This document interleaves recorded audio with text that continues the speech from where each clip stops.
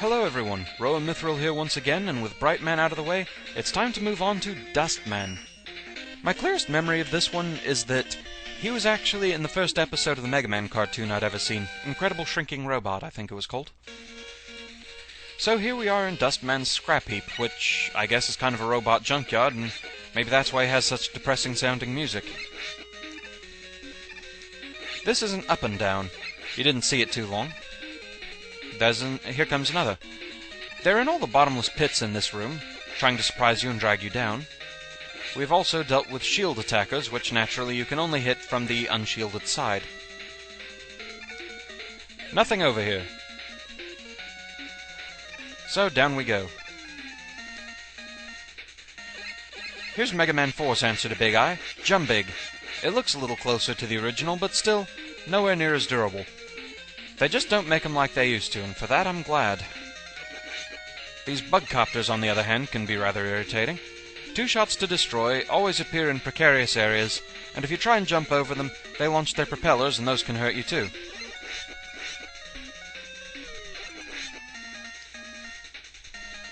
These segmented blocks rise up to help us over the death spikes.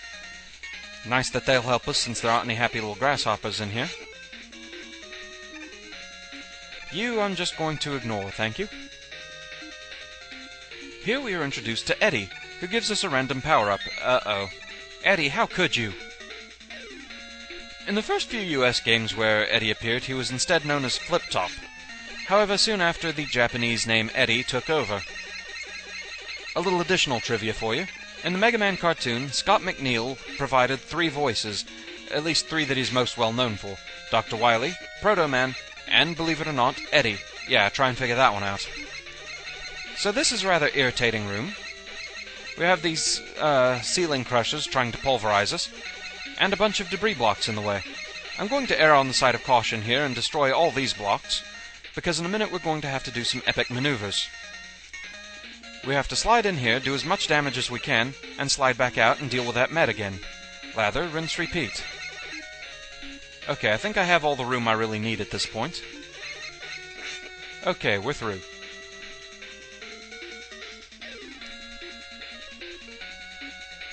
Hey, Gachapon. I don't really want a toy today, thank you.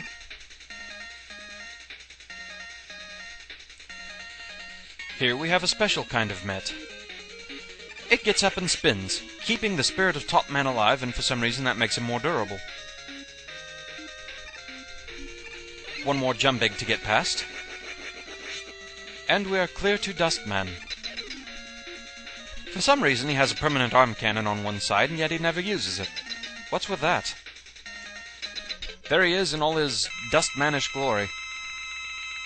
His main method of attack is to launch the Dust Crusher, a wad of junk that explodes when it's directly under you. I like to keep my distance so I can have plenty of time to dodge that. He also likes to try and pull you in with his vacuum cleaner attachment. For some reason he's invincible while doing that. This battle is mainly just a matter of timing. And patience when he does that. Oh, come on. Oh, please, what is with this? Oh, come on! This is ridiculous!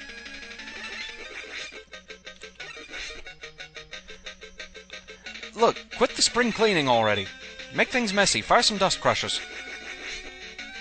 And keep your distance.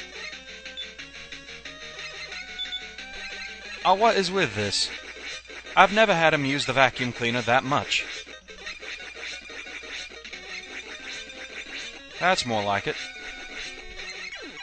And there we go. After a ridiculously prolonged battle, Dustman is gone.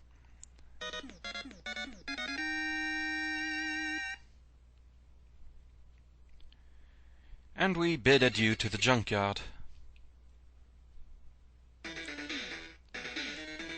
We are thus given the Dust Crusher, which is kind of an underrated weapon. It was actually one of my favorites from this game.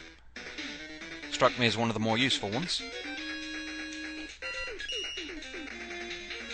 So, 2 down, 6 to go. Dustman is one of those stages that can go either way, so yeah, plenty of outtakes for everyone. Enjoy!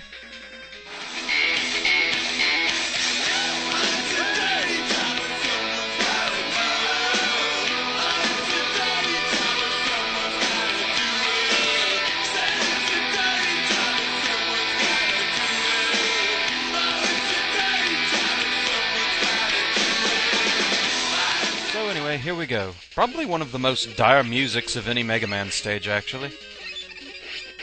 Ow! We also have the rather annoyingly... bugger! They just don't make them like that anymore, ow! Bloody bug copter. Very annoying, those. Ow! Yeah, walk right into him. Good. Oh. And here we are introduced to Eddie. Et tu, Eddie? Do you want the curse to strike me? Oh, gosh, forgot about this part. We have these lovely crushers coming down from the ceiling, and a whole bunch of blocks in the way.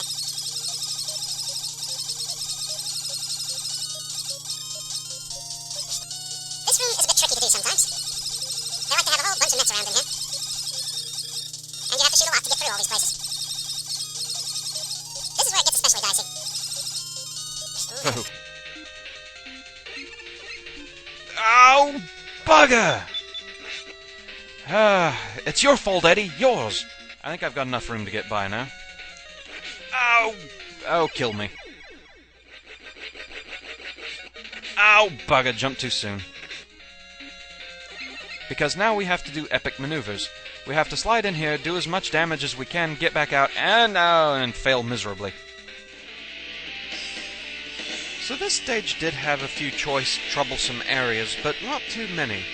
As such, it wasn't too bad. I give Dustman a 3 out of 10. The areas that were problematic, there's that one bug copter that comes really close to hitting you on those blocks if you aren't careful.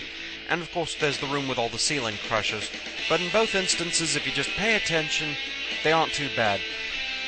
They try to be threatening by having 2 Jumbigs in the stage, but they just don't compare to the original Big Eye, not even close.